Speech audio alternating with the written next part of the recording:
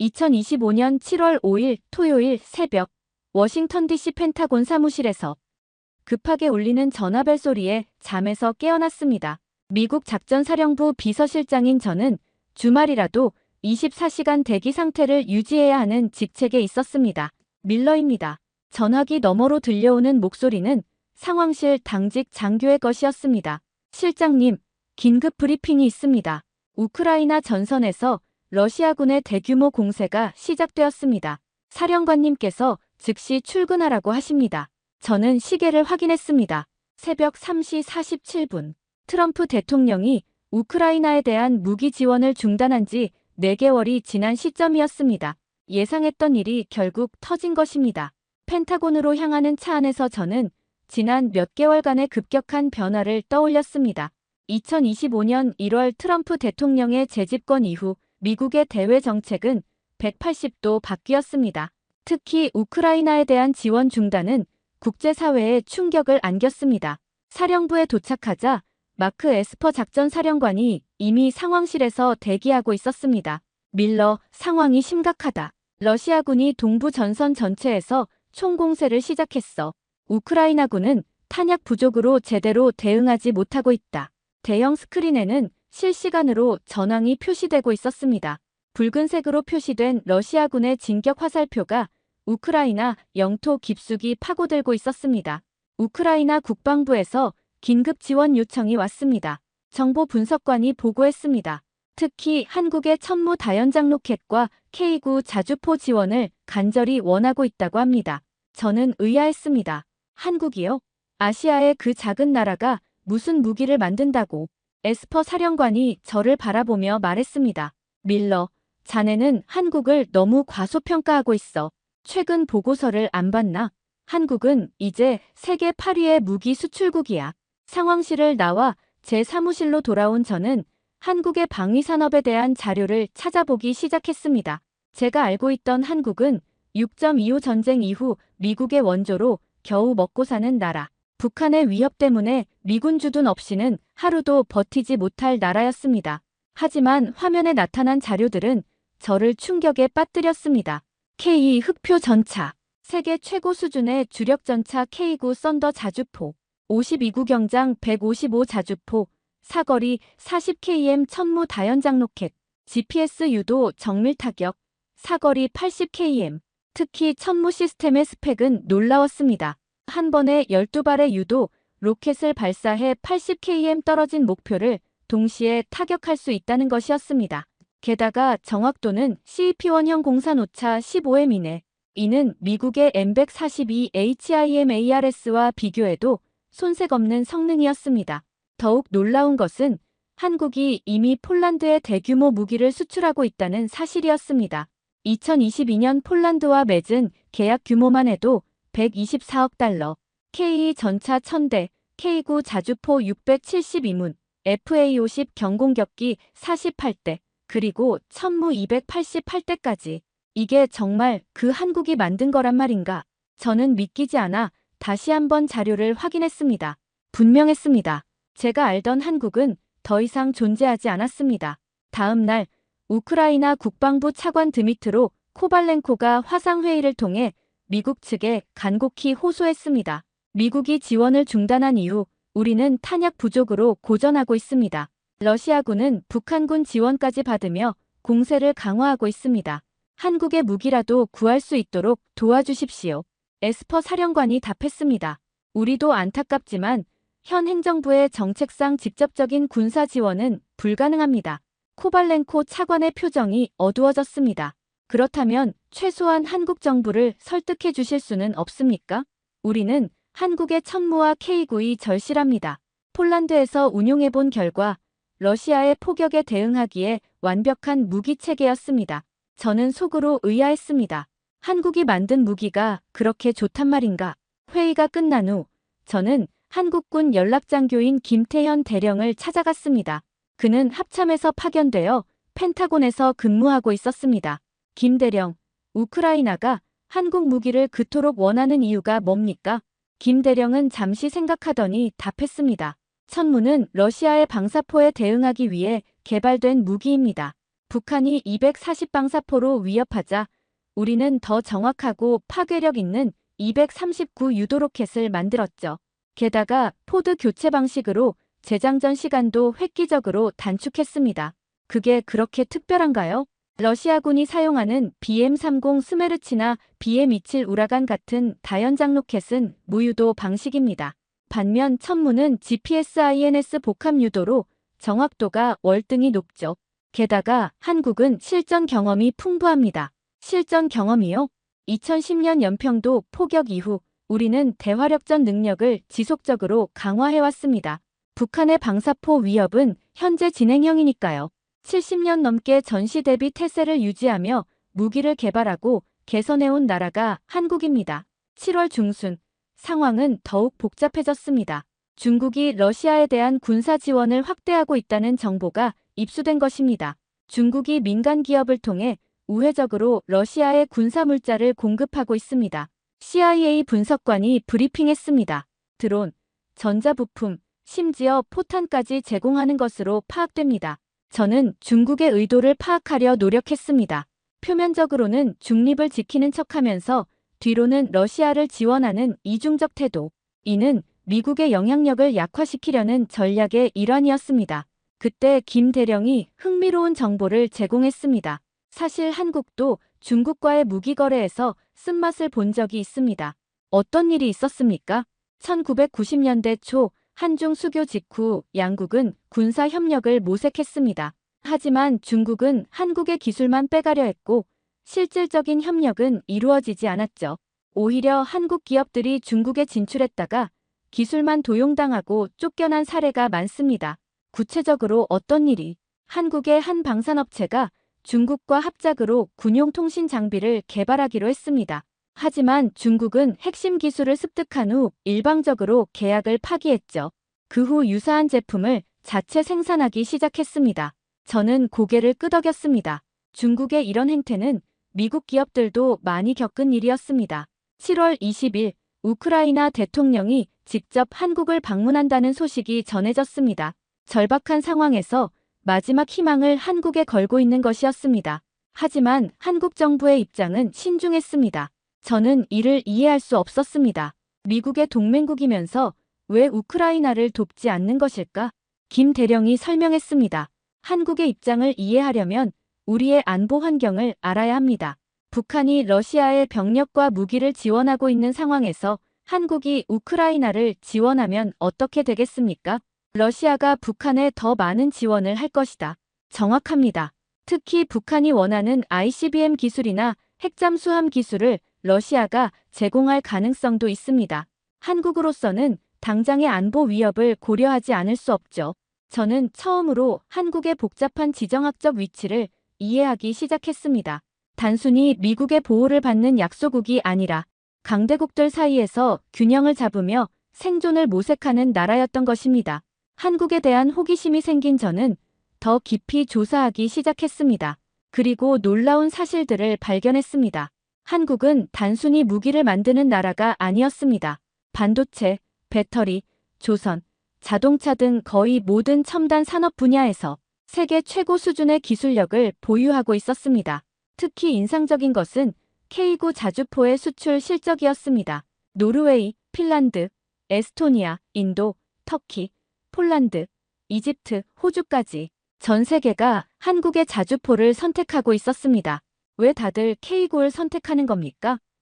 저는 김 대령에게 물었습니다. 첫째, 성능이 검증되었습니다.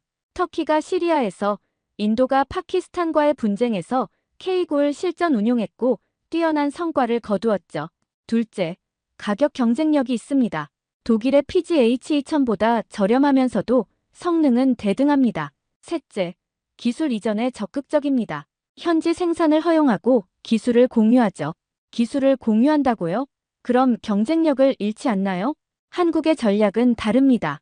기술을 공유하되 핵심 부품은 한국에서 공급합니다.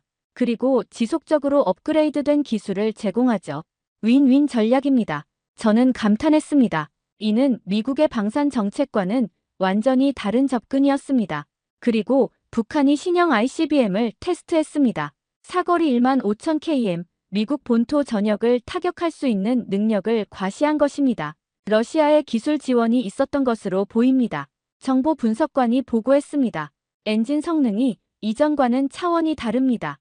에스퍼 사령관의 표정이 굳었습니다. 결국 우려했던 일이 현실이 되었군. 러시아가 북한에 ICBM 기술을 제공한 거야. 저는 이제야 한국이 우크라이나 지원을 주저했던 이유를 완전히 이해할 수 있었습니다. 한국의 우려가 현실이 된 것입니다. 그런데 놀라운 것은 한국의 대응이었습니다. 북한의 ICBM 발사 불과 2시간 만에 한국군은 현무 미사일과 천무 로켓을 동시에 발사하는 무력 시위를 했습니다.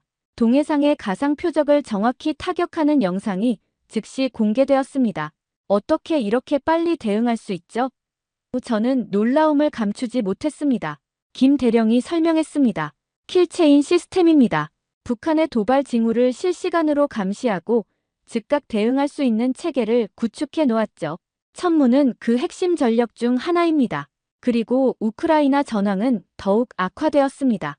러시아군은 북한군의 지원을 받아 주요 도시들을 포위하기 시작했습니다. 유럽 국가들은 미국 없이는 우크라이나를 지원할 여력이 없었습니다. 그때 뜻밖의 소식이 전해졌습니다. 한국 정부가 비밀리에 인도적 지원 명목으로 우크라이나에 방탄복, 헬멧, 의료장비 등을 대규모로 지원하기로 했다는 것입니다. 살상 무기는 아니었지만 그 규모는 10억 달러에 달했습니다. 왜 갑자기 지원을 결정한 겁니까? 저는 김 대령에게 물었습니다. 한국인의 정서입니다.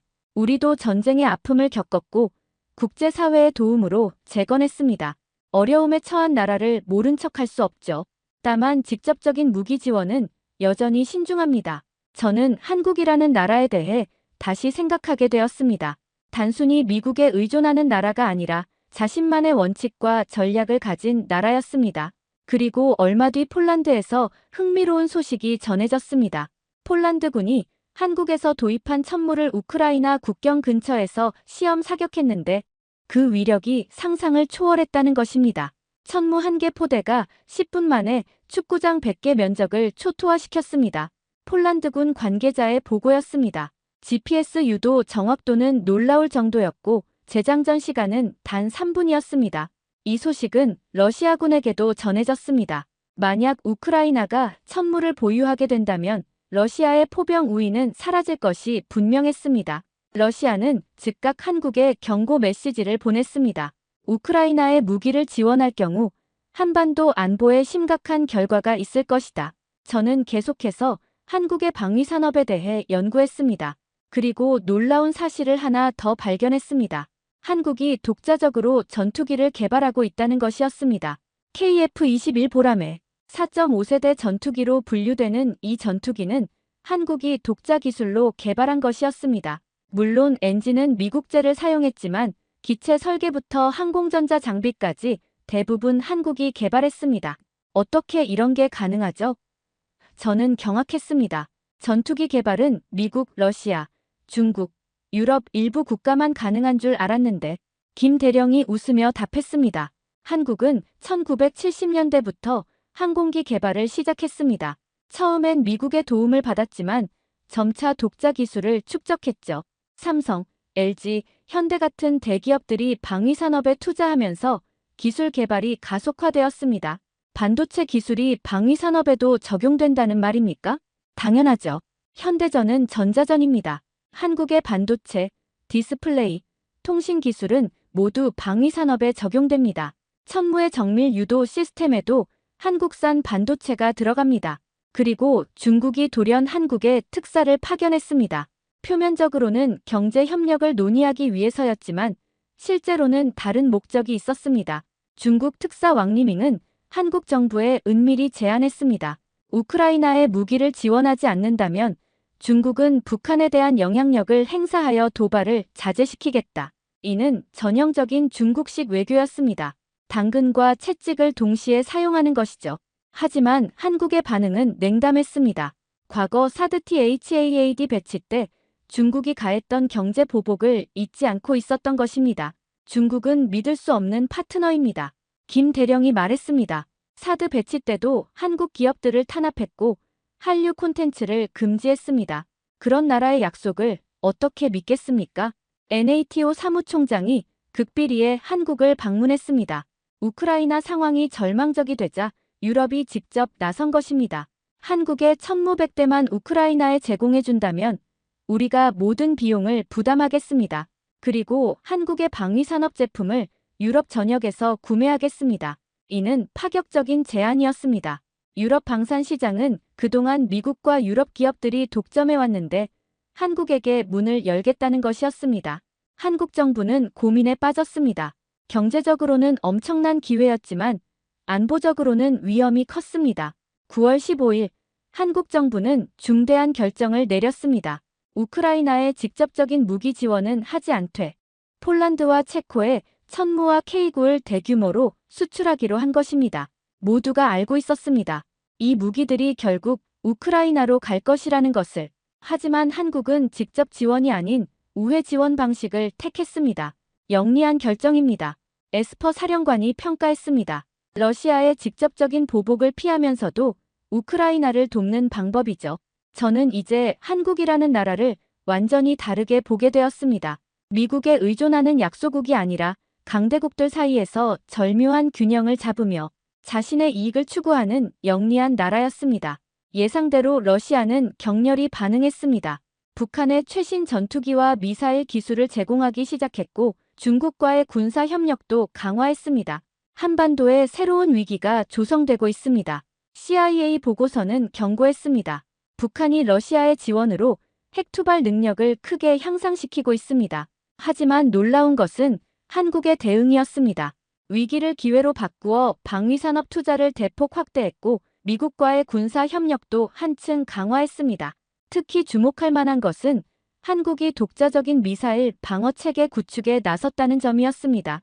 LSAM 장거리 지대공 미사일이라 불리는 이 시스템은 한국이 독자 개발한 것으로 고도 50km 이상에서 탄도미사일을 요격할 수 있는 능력을 갖췄습니다.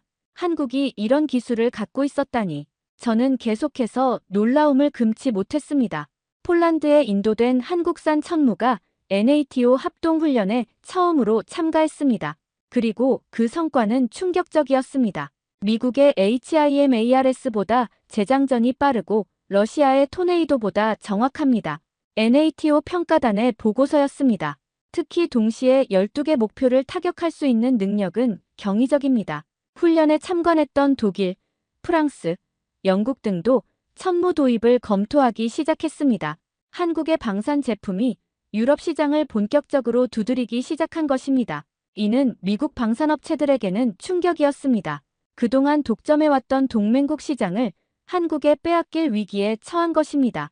10월 중순 펜타곤에서는 한국에 대한 전면적인 재평가가 이루어졌습니다. 우리는 한국을 과소평가했습니다. 합참의장이 회의에서 말했습니다. 한국은 더 이상 우리의 보호가 필요한 나라가 아닙니다. 오히려 중요한 파트너이자 경쟁자가 되었습니다. 보고서에는 놀라운 내용들이 담겨 있었습니다. 한국의 방산 수출이 연간 200억 달러를 돌파, 자주포 시장의 48%를 한국이 점유, 중동, 동남아, 유럽까지 시장 확대, 기술 이전을 통한 현지 생산으로 시장 장악. 특히 주목할 점은 한국의 수출 전략입니다. 분석관이 설명했습니다. 미국이 통제와 독점을 추구하는 반면 한국은 공유와 협력을 내세웁니다. 이것이 많은 국가들에게 어필하고 있습니다. 저는 이제야 깨달았습니다. 한국은 미국과는 다른 방식으로 하지만 매우 효과적으로 국제 무기 시장에서 자신의 영역을 구축하고 있었던 것입니다. 우크라이나 전쟁은 교착 상태에 빠졌습니다. 러시아는 점령지를 유지했지만 더 이상 진격하지 못했고 우크라이나는 영토를 탈환하지 못했지만 붕괴하지도 않았습니다. 이때 한국이 중대한 발표를 했습니다. 우크라이나 재건을 위해 50억 달러 규모의 지원 패키지를 제공하겠다. 이는 무기 지원이 아닌 재건 지원이었지만 그 규모는 어떤 국가보다도 컸습니다. 인프라 재건, 의료시설, 교육시설 등 전후 복구에 필요한 모든 분야를 포함했습니다. 왜 이런 결정을 했을까요? 저는 김 대령에게 물었습니다. 한국은 전쟁의 폐허에서 일어선 나라입니다. 6.25 전쟁 후 국제사회의 도움으로 재건했죠. 이제는 그 은혜를 갚을 때라고 생각하는 겁니다. 하지만 이건 엄청난 비용이.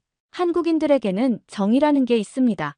어려울 때 도움받은 것을 잊지 않고 다른 이가 어려울 때 돕는 것이죠.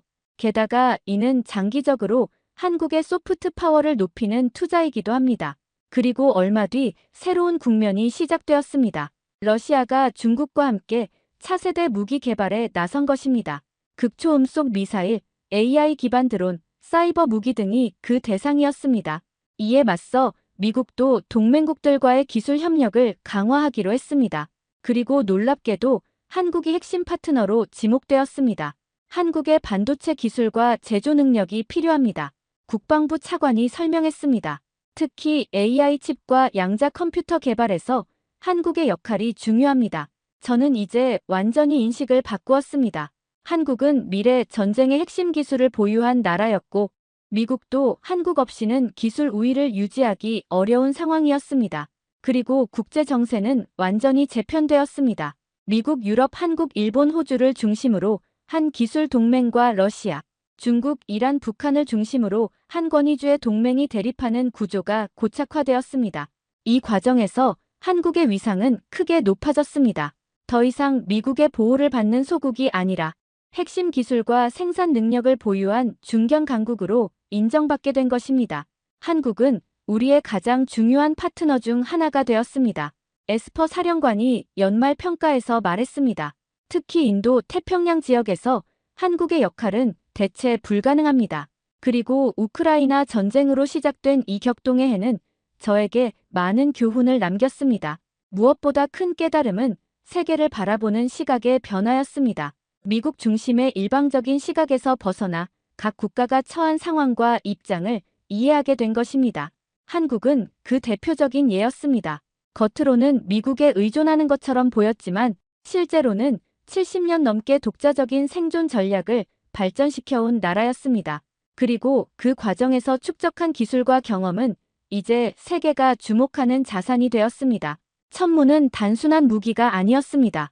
한국의 기술력, 전략적 사고, 그리고 생존 의지를 상징하는 존재였습니다.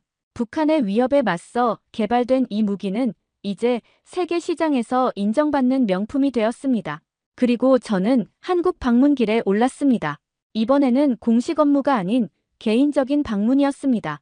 그동안 자료로만 보던 한국을 직접 경험하고 싶었습니다. 인천공항에 도착한 순간부터 놀라움의 연속이었습니다. 초현대적인 시설, 효율적인 시스템, 친절한 사람들.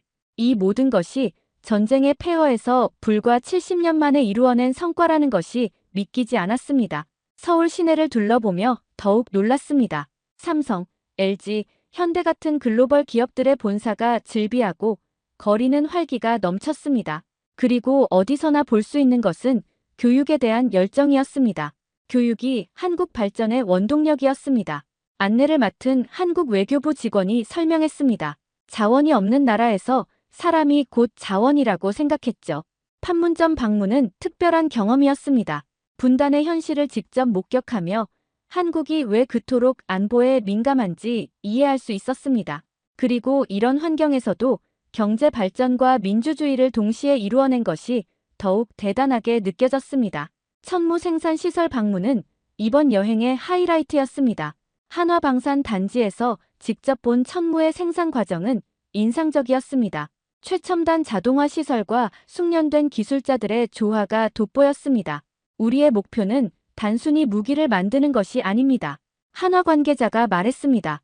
평화를 지키는 힘을 만드는 것이죠. 강한 국방력이 있어야 진정한 평화가 가능합니다.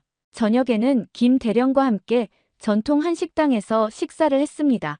다양한 반찬과 정성스럽게 준비된 음식들은 한국 문화의 깊이를 보여주었습니다. 한국 사람들은 정말 특별합니다. 저는 진심으로 말했습니다. 어떻게 이 모든 것을 이루어냈는지 이제야 조금 이해할 것 같습니다. 김 대령이 웃으며 답했습니다. 우리에게는 한이라는 정서가 있습니다. 역사적 아픔과 서름이 오히려 발전의 원동력이 되었죠. 그리고 우리라는 공동체 의식이 강합니다. 개인보다 국가와 민족을 먼저 생각하는 마음이 있었기에 가능했습니다. 일주일간의 한국 방문을 마치고 돌아오는 비행기 안에서 저는 많은 생각을 했습니다. 세계는 넓고 각 나라마다 고유한 역사와 문화, 그리고 잠재력이 있다는 것을, 미국의 시각으로만 세계를 바라보는 것이 얼마나 편협한 일인지를 한국은 저에게 큰 교훈을 주었습니다. 작은 나라도 큰 꿈을 가질 수 있고 노력하면 그 꿈을 이룰 수 있다는 것을, 그리고 진정한 힘은 무기의 숫자가 아니라 국민의 단결과 의지에서 나온다는 것을. 워싱턴에 돌아온 후 저는 보고서를 작성했습니다. 제목은 한국 과소평가된 동맹국에서 핵심 파트너로였습니다. 보고서의 결론은 이러했습니다. 한국은 더 이상 미국의 보호가 필요한 약소국이 아니다. 독자적인 기술력과 생산 능력을 보유한 중견 강국이며 미래 안보 환경에서 필수 불가결한 파트너이다. 특히 천무로 대표되는 한국의 방산 기술은 이미 세계 최고 수준에 도달했으며 이는 70년간 축적된 경험과 끊임없는 혁신의 결과이다. 미국은 한국을 동등한 파트너로 대우하고 상호 이익을 추구하는 관계로 발전시켜야 한다. 일방적인 요구나 압박은 더 이상 통하지 않으며 오히려 관계를 악화시킬 수 있다. 한국의 독자적인 입장과 이익을 존중하면서 공동의 가치와 목표를 추구하는 것이 양국 관계의 미래가 되어야 한다. 세계는 계속 변하고 있습니다. 그리고 그 변화의 중심에는 미국만 있는 것이 아닙니다. 한국처럼 조용히 하지만 확실하게 자신의 길을 개척하는 나라들이 있습니다. 이들을 이해하고 존중하는 것, 그것이 진정한 글로벌 리더십의 시작일 것입니다. 천무의 포화가 하늘을 수놓는 것처럼 한국의 잠재력도 이제 세계를 향해 활짝 펼쳐지고 있습니다. 그리고 저는 그것을 목격할 수 있었던 것을 행운으로 생각합니다. 감사합니다. 두 번째 사연 바로 시작하겠습니다. 안녕하세요. 저는 중국 출신의 예능 프로그램 PD 겸 음식 홍보 크리에이터 장칭아이입니다. 어릴 적부터 저는 중국이 곧 세계의 중심이라는 말을 지겹도록 들으며 자랐고 실제로도 그렇게 믿었습니다. 한국이라는 나라가 솔직히 말해 전혀 대단하다고 생각한 적이 없었습니다. 제가 볼 땐 한국은 모든 문화를 죄다 중국에서 베껴가는 후발주자에 불과했습니다. 그래서 제가 하는 일, 만드는 콘텐츠 역시 한국 거를 조금만 변형해도 그게 더 정통 중국식이라고 자신해왔습니다. 그런데 최근 제 프로그램이 유럽에서 크게 망신을 당하면서 그 지독한 사태로 엄청난 비판을 받게 됐습니다. 그래도 저는 끝까지 인정할 생각이 없습니다. 왜냐하면 이 모든 건 본디 중국 것이며 한국이야말로 우리 걸 훔쳐가서 자기네 것인 척 포장하는 민족이라 믿기 때문입니다. 제가 어떤 일을 겪었는지 길게 이야기해 보겠습니다. 저는 원래 중국 상하이 시내의 예능 기획사에서 일하다가 몇 년 전부터 직접 제작에 뛰어들었습니다. 의기양양했던 저는 한국에서 대박 인기였던 한 예능, 그러니까 유명 배우들이 해외에서 식당을 열고 외국인에게 한국 음식을 소개하는 프로그램을 본 적이 있습니다. 봐도 별거 아니더군요. 심지어 음식도 중국식과 비교하면 오합지졸 같았습니다. 이 정도면 우리도 금방 만들 수 있겠는데 라는 생각이 들어서 저는 제 기획안을 중국 방송사에 내밀었습니다. 제목은 중찬팅. 말 그대로 해외에서 중국식 음식을 소개하고 중국의 뛰어난 문화적 우수성을 보여주자는 취지였습니다. 자랑스럽게도 이 프로그램은 처음부터 엄청난 주목을 받았고 시청률도 꽤 잘 나왔습니다. 그런데 문제는 시즌이 반복될수록 저희 준비 부족이 드러나기 시작했다는 것입니다. 저는 그 모든 논란이 억울했습니다. 애초에 프로그램 콘셉트 자체가 한국 예능에서 따온 거라 하더라도 한국 쪽이 사실 중국의 영향을 받은 거라고 저는 지금도 굳게 믿고 있으니까요. 중국 음식이야말로 세계 최고다. 한국 음식, 그건 다 중국에서 파생된 거다. 이런 제 주장을 방송 도중에도 종종 했지만 생각보다 해외 시청자들은 제 말에 고개를 갸웃거리더군요. 처음에는 좀 당황했지만 그래도 저는 제가 옳다고 확신했습니다. 얘들은 아직 문화를 잘 모르는 거지. 시간이 지나면 우리 중국이 원조라는 걸 알게 될 거야. 라고 자기 합리화를 하면서요. 그러던 중 우리는 헝가리에서 이번 중찬팅 시즌7 촬영을 진행했습니다. 유럽 박지에 중국 문화를 알린다는 명분을 내세웠지만 속내를 까놓고 말하면 그냥 한국 예능을 베낀 이해한말로 진짜 원조다라고 포장하려던 무대였죠. 처음부터 상황은 삐걱거렸습니다. 헝가리에 도착하자마자 저는 일단 현지에서 유명하다는 시장을 둘러봤습니다. 아무리 봐도 한국 예능에서처럼 식재료 손질법, 메뉴 연구 등 체계적인 준비가 필요할 것 같아 보였지만 저는 솔직히 귀찮았습니다. 중국인이면 기본적으로 요리를 잘하지 않나? 설탕과 간장만 잘 쓰면 맛이 나올 텐데 뭐. 이런 안일함이 문제였던 거죠. 그리고 드디어 식당을 오픈하는 날이 왔습니다. 시즌이 꽤 진행된 만큼 출연자들도 어느 정도 경력자였지만 다들 한 번도 제대로 배운 적 없이 현장에 뛰어들어 서로 불안해 보였습니다. 가장 믿을 만하다고 생각했던 황요명이 메인 셰프 역할을 자처했죠. 이 사람, 과거에 몇 차례 예능 요리 코너를 담당했던 적이 있어 시즌이 반복되었으니 이제 전문 셰프 뺨치는 실력을 갖췄을 거야 라고 저도 기대했습니다. 하지만 결과적으로 이 선택은 최악이었습니다. 우리에게 찾아온 첫 대형 손님은 중국어 학당에 다닌다며 단체로 온 유럽 학생들이었습니다. 헝가리인, 프랑스인, 독일인 등 다양해 보였지만 대체로 매운 음식은 좀 부담스럽다고 했습니다. 저는 그 요청을 들어주는 척하면서 중국 음식 하면 기본적으로 고추, 마늘, 기름이 듬뿍 들어가야 진짜지. 맵지 않으면 무슨 맛이 나냐 라고 생각했습니다. 그래도 대놓고 매운 걸 주면 반발이 있을까봐 황요명에게 조금 달달한 갈비 요리를 만들어 보라고 시켰습니다. 한국 예능에서 인기 있었던 갈비찜 느낌을 흉내내되 우리는 당연히 원조는 중국 갈비라고 우길 참이었죠. 황요명은 평소대로 우당탕거리며 고기를 볶기 시작했습니다. 설탕을 범벅으로 넣고 간장을 억지로 부었다 뺐다 해대는데 웬일인지 점점 팬이 타는 듯한 냄새가 나기 시작했습니다. 야, 불 줄여라고 제가 소리치니 황요명은 설탕을 좀 많이 넣어서 그래라고 어물쩡 대답했습니다. 그 순간 타는 냄새가 코를 찔렀고 소스는 시커멓게 굳어가면서 갈비는 형체를 알아보기 어려울 지경이 됐습니다. 이거 괜찮겠어? 하고 다른 여성 출연자가 물었지만 애매한 미소만 지으면서 먹어봤는데 좀 독특해. 그래도 중국식이야. 라는 말을 반복했습니다. 사실 시식이라고 해봐야 찔끔 맛보고는 표정이 일그러졌는데 방송에서는 어쩔 수 없이 맛있다라고 대사만 치게 된 거죠. 결국 이 탄 갈비가 곧장 외국인 손님들 식탁에 올라갔습니다. 유럽 학생들은 처음에는 기대하는 눈빛으로 쳐다봤는데 냄새를 맡더니 표정이 싹 굳는 겁니다. 서양 여학생 한 명은 아예 젓가락을 내려놓고 손사래를 쳤습니다. 어떤 남학생은 살짝 베어 물었다가 곧바로 입에서 뱉었고 주변 사람들도 민망한지 괜히 힐끔거렸습니다. 저는 이 상황을 보며 솔직히 당황했지만 그래도 카메라가 돌아가고 있으니 어색하게 웃으며 현장을 수습하려 했습니다. 자, 어떤 요리가 제일 맛있었어? 역시 방금 나온 갈비지. 이렇게 물어보니 그들 표정이 심히 안 좋아 보이는데도 입으로는 억지로 갈비가 제일 맛있어요. 라고 대답하더군요. 근데 그 답이 얼마나 부자연스러운지는 제가 봐도 한눈에 티가 났습니다. 식탁 위엔 음식이 그대로 남아있으니 말이죠. 그런데도 저는 역시 외국인들도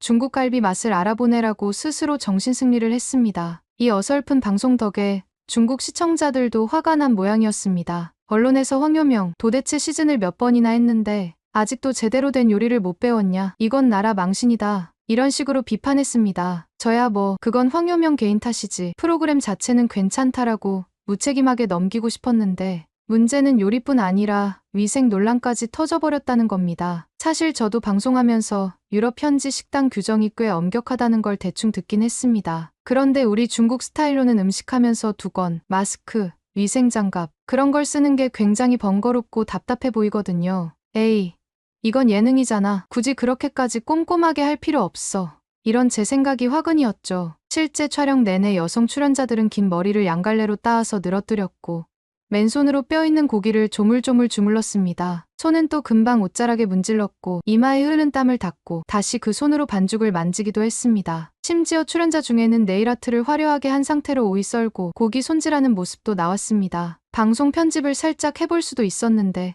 이미 너무 많은 장면에서 그런 모습이 잡혀버려서 어쩔 수가 없었습니다. 재미를 위해서 어느 정도는 괜찮지 않을까라고 저는 방심했지만 시청자들은 당연히 더럽다 역겹다라는 비난을 쏟아냈죠. 언론에서도 방송팀이 기본적인 위생 매뉴얼조차 지키지 않는다. 망신이다. 이런 비판 기사가 연일 터졌습니다. 아니, 이게 한국 예능에서는 그렇게 깨끗하게 보여? 라고 저는 사람들에게 물었습니다. 돌아오는 대답은 한국 예능에서는 오픈하기 전에 철저하게 요리를 배우고 시연하는 장면을 보여주고 늘 손을 씻고 머리카락이나 손톱 관리, 위생모 착용도 기본적으로 진행한다. 였습니다. 저는 그걸 듣는 순간 조금 억울했습니다. 중국도 원래 깨끗한데 카메라가 괜히 그렇게 잡았을 뿐이다. 게다가 저 사람들도 우리 기원을 따왔을 텐데 왜 우리만 욕하나라고 생각했죠. 그런데 서양인들이나 한국인들 기준에선 위생에 대한 인식이 더 철저하다 보니 당연히 우리 프로그램이 비교당하며 호되게 까이고 있는 형국이었습니다. 방송이 헝가리 현지에서도 거센 항의를 받으면서 급기야 식당, 측사실 임시로 대관한 장소였습니다에서 위생점검 결과 부적합이라는 통보를 받았습니다. 저는 정말 황당해서 현지 관리자에게 항의했는데 돌아온 말이 가관입니다. 칼에 머리카락이 수시로 묻고 땀을 닦은 손으로 곧바로 식자재를 만지면 식당업으로서는 용납하기 힘들다. 저쪽 한국에서 비슷한 프로그램을 찍은 팀이 전해왔는데 그와 비교하면 이건 답이 없다는 이야기였죠. 순간 저는 울컥해 한국, 또 한국이냐? 애초에 한국 예능은 우리 중국 문화를 베껴갔을 뿐이야고 열변을 토했지만 헝가리 관리자에게는 통하지 않았습니다. 그냥 규정이 규정이라는 말뿐이었죠. 저는 방송 종료 후 잠시 한국으로 건너와서 다음 시즌 기획을 준비했습니다. 겸사겸사 중국에서 투자받으려면 한국처럼 잘 되는 모습도 좀 보여줘야 했거든요. 사실 제가 한국 땅을 밟는 건 대단히 불쾌한 일이었습니다. 이 나라는 죄다 우리 중국을 모방해서 발전한 거잖아. 게다가 요즘은 한국이 문화니 음식이니 다 글로벌화됐다고 떠들어대는데 웃기지도 않네. 이런 생각을 하면서 저는 인천공항에 도착했습니다. 공항에서부터 짜증나는 일이 한두 가지가 아니었습니다. 입국 심사를 하려고 줄을 서는데 생각보다 한국 사람들은 줄을 엄청 길게 서서 차례차례 심사를 받더군요. 저는 기다리는 거 질색이라 자연스럽게 앞으로 쓱 끼어들어갔습니다. 그런데 대뜸 한국 공무원처럼 보이는 사람이 다가와서 죄송하지만 순서를 지켜주시기 바랍니다. 뒤로 돌아가 주세요. 라고 합니다. 저는 뻔뻔하게 아니 나는 일정이 급해서 그래. 이거 좀 봐줘야 하는 거 아니야? 따졌습니다. 그러자 그 한국인은 차분하게 다른 분들도 스케줄이 있습니다. 여기는 공항이고 모두가 줄을 지키고 있습니다. 라고 하더군요. 참 참견도 잘해요. 할 수 없이 저는 다시 뒤로 물러나야 했습니다. 기분이 더러웠지만 거기서 더 소리 질렀다간 제가 불이익을 당할 수도 있으니 어쩔 수 없었죠. 공항 밖으로 나와 시내로 들어가는 버스를 타려고 했습니다. 한참 기다리다가 타려는데 제가 손에 든 음료 캔을 마저 다 마시고 버스 창가 쪽으로 던져버렸습니다. 그런데 이때 주변 한국인 승객들이 뭔가 수군거리더니 한 할아버지께서 저에게 다가왔습니다. 자네, 버스 타려면 저기 있는 쓰레기통에 버려야지 왜 길바닥에 버려라고 하는 겁니다. 저는 에이, 직원이 치우겠지라고 말했는데 노인은 머리를 절레절레 흔들며 여기는 그런 식으로 방치하지 않아. 본인이 버린 건 본인이 치워야지. 라고 했습니다. 뻔뻔하게 우기려다가 또 큰 소리가 날 것 같아 얼른 주워서 쓰레기통에 넣었습니다. 아이고 정말 귀찮아. 중국에서는 대충 아무데나 버려도 누군가 치워주는 편인데 제가 이렇게 중얼거리자 다른 한국인도 쯧쯧 혀를 차며 보는 겁니다. 괜히 기분이 상했지만 그냥 버스를 탔습니다. 시내에 도착해서 유명한 한식당을 지나치는데 보니까 한국인 줄이 길게 늘어서 있었습니다. 원래부터 궁금했던 한국 갈비 맛을 한번 보자며 저는 동행 PD와 함께 줄 맨 앞으로 슬쩍 끼어들었습니다. 그런데 이것도 역시 한국인 직원이 손님 뒤에 줄 서셔야 해요라고 딱 막더군요. 저는 아니, 중국에서는 이런 식당에서 VIP 대접이 기본이다. 난 방송 그냥 자리를 줘. 라고 강하게 요구했는데 직원이 정색하며 죄송하지만 저희는 일행과 상관없이 모든 손님이 순서대로 기다립니다. 라고 한마디 하더군요. 굉장히 무뚝뚝하고 논리적으로 말하니 더 뭐라고 하기 어려웠습니다. 주변 한국 손님들도 저를 이상하게 쳐다보고 있었고 저는 다시 분이 났지만 별 수 없이 뒤로 밀려날 수밖에 없었습니다. 그때 길거리에서 간단히 보리를 보고 싶어 편의점을 찾았는데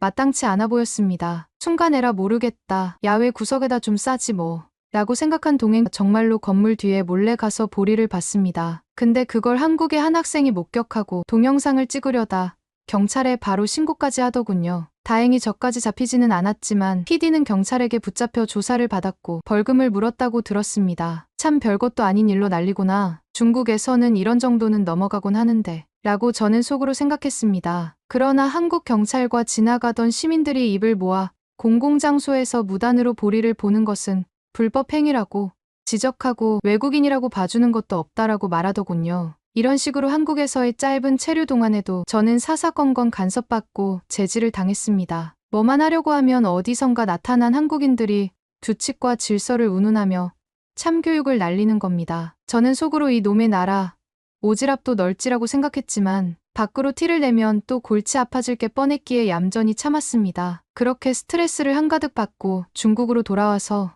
다시 헝가리에서 진행 중이던 중찬팅 시즌7 방송을 마무리해야 했습니다. 이미 위생 논란과 요리 실력 부족으로 프로그램 이미지가 바닥을 치고 있었지만 어떻게든 수습해야 했죠. 그런데 이게 참 쉽지 않더군요. 외국인 손님들 중에는 중국에 호감을 갖고 있는 이들도 있었지만 일단 음식이 너무 형편없고 지저분하다고 느끼면 아무리 중국 문화에 관심이 있다 해도 뒤로 넘어갈 수밖에 없었으니까요. 한 번은 현지 헝가리 교민들에게 광고를 크게 뿌리고 정통 중국식 대나무찜 시연회 같은 특집을 열었습니다. 베테랑 셰프라고 소개한 사람이 사실 요리를 독학한 출연자였는데 마구잡이로 고기를 만지다가 대나무찜을 만들었죠. 그런데 그 과정에서 이 출연자가 콧물을 훌쩍대더니 맨손으로 코 주변을 닦고 곧바로 그 손으로 대나무 안에 들어갈 고기를 주무르더군요. 카메라 앞이었지만 전혀 개의치 않았고 제가 뒤늦게 편집하면 되지라고 생각했는데 이미 여러 대의 카메라에 잡혀버렸습니다. 촬영 스태프들도 그 장면을 어떻게 편집해야 할지 난감해했습니다. 시청자들이 이걸 보면 또 난리 날 텐데